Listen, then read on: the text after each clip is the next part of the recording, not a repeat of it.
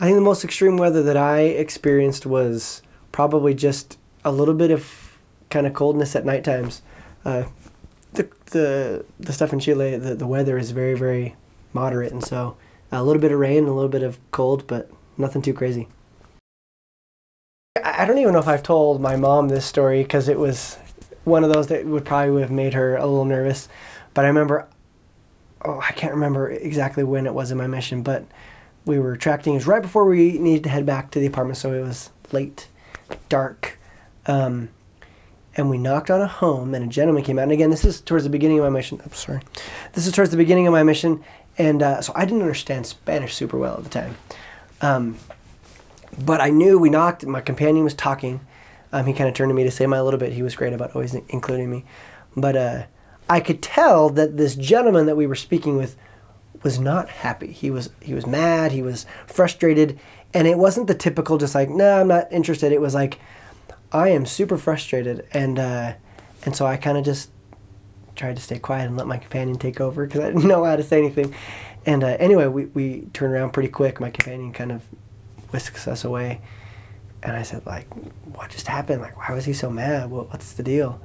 And he said apparently that he had told the last missionaries that knocked on his door to never come back because he was done, having the Mormons knock on his door and he didn't want to convert. And he told them that the last time that he wanted to be put on a list of people not to come visit. And that apparently that didn't happen, and so he was really mad about it.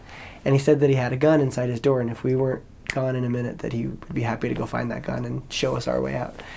And I was like, oh my gosh, I'm glad I didn't understand that because I probably would have freaked out.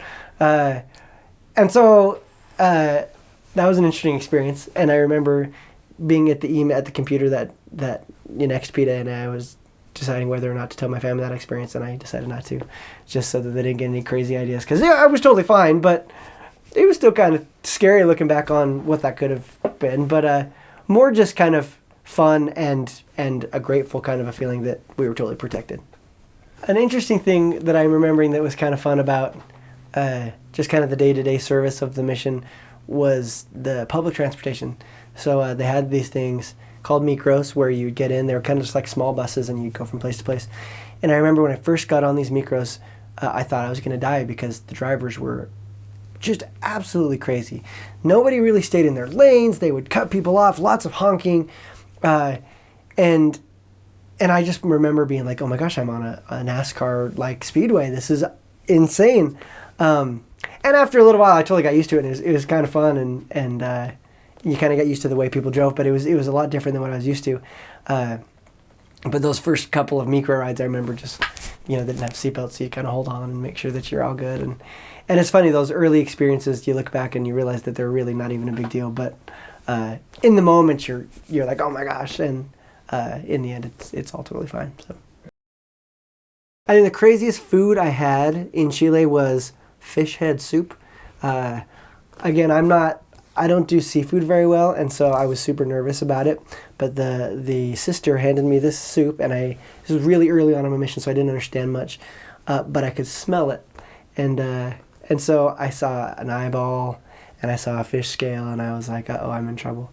And the broth actually was not too bad at all, and so I kind of slurped the broth and left the bigger stuff just in the bowl, and they said, Elder, are you going to eat that? And I said, no, I'm not super hungry and whatnot, but that was probably about as exotic as it got for me.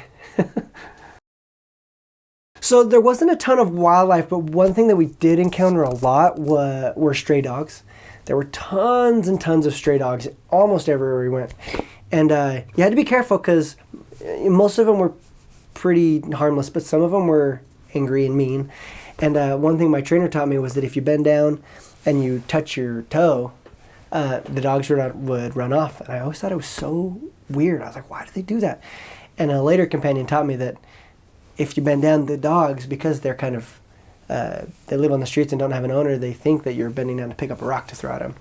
And so if you ever got nervous that the dog was getting too close, if you'd bend down, you were fine. But it was kind of sad to learn that they were probably, mistreated.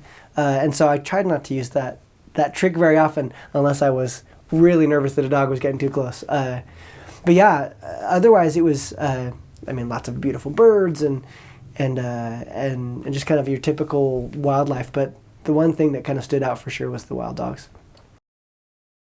I just followed exactly what they sent me in the packing list, and I was totally taken care of.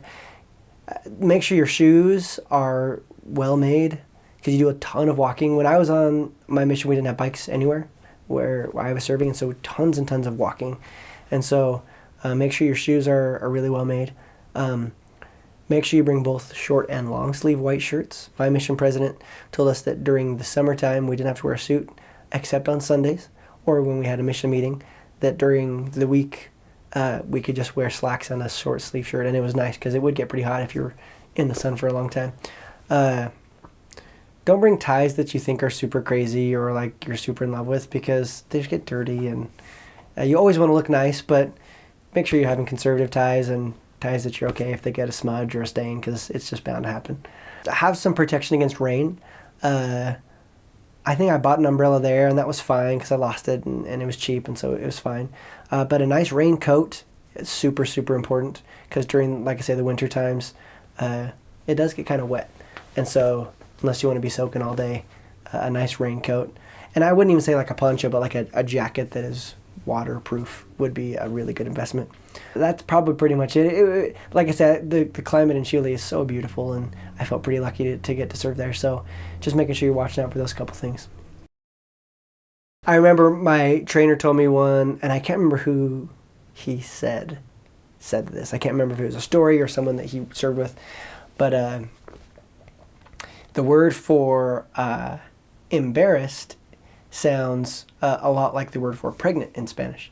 And so the first day this elder got to Chile, this first Sunday, and he bore his testimony, and he said, "I'm very pregnant to be here, and it's because the bishop made me give my testimony." And basically the way he said it in English was, "I'm very pregnant and it's the bishop's fault." And so people were laughing and thought it was hilarious, because he said pregnant instead of embarrassed. And so that was kind of a mission folklore that kind of got passed down, but I can't remember any.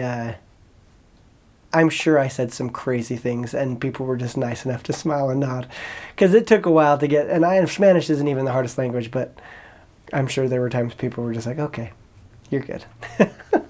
So